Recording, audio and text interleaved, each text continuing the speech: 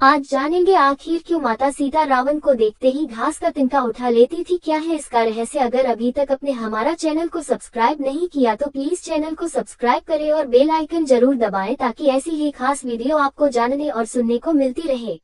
लंका की स्वर्णिम नगरी में एक सुंदर स्थान था, अशोक वाटिका। वही स्थान जहाँ सीता को बंदी बनाकर रखा गया था।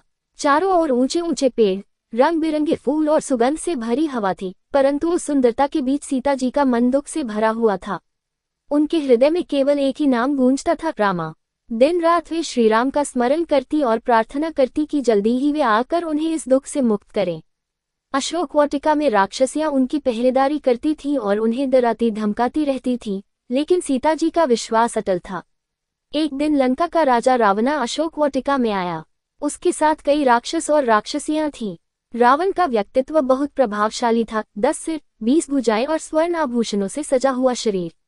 वो स्वयं को बहुत शक्तिशाली और महान समझता था। रावण सीता जी के सामने आकर खड़ा हो गया। उसने मधुर लेकिन अहंकार से भरी आवाज में कहा, सीते, तुम इतनी सुंदर और महान स्त्री हो। तुम जैसे रूप और गुण वाली स्त्री को जंगलों में रहने वाले राम के साथ नहीं होना चाहिए। मेरे साथ लंका की रानी बनो, मैं तुम्हें दुनिया का हर सुख दूंगा। सीता जी शांत बैठी थीं। उन्होंने रावण की ओर सीधे देखा भी नहीं। उनका चेहरा गंभीर था और आंखों में दृढ़ता थी। रावण फिर बोला, सोच लो सीते, राम तुम्हें यहाँ से कभी नहीं बचा पाएंगे।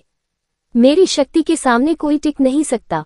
ये सुनकर सीता जी ने धीरे से जमीन पर पड़ा एक छोटा सा तिनका, घास का टुकड़ा उठाया और उसे अपने और रावण के बीच रख दिया।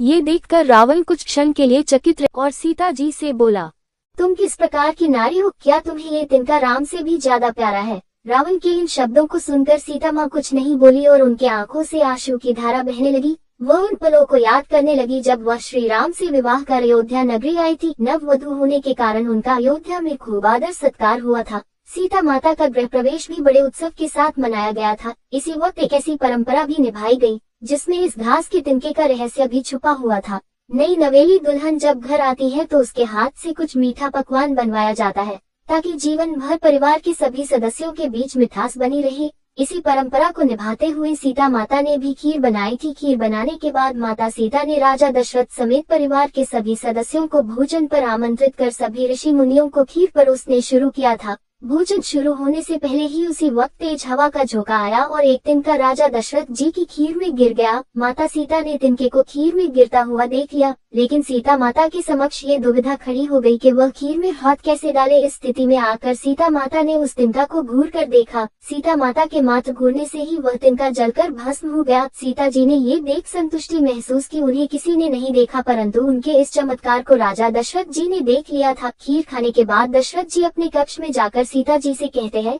कि आज मैंने तुम्हारे द्वारे चमत्कार देखा। आप साक्षात जगत जननी का दूसरा स्वरूप है, परंतु आप इस बात का ध्यान अवश्य रखें, जिस नजर से आज आपने उस तिनके को देखा है, भविष्य में अपने शत्रु को कभी भी उस नजर से मत देखना। यही कारण था कि जब माता सीता के समक्ष रावण आता था तो वह राजा दशरथ की बात को याद कर हाथ में तिनका उठा लेती थी। सीता माता चाहती तो रावण को पल भर में ही भस्म कर सकती थी, लेकिन राजा दशरथ को दिए वचन के कारण वह हमेशा शांत रही। अगर आपको हमारी ये वीडियो अच्छी लगी हो तो वीडियो लाइक करें और चैनल को सब्सक्राइब करें। धन्यवाद।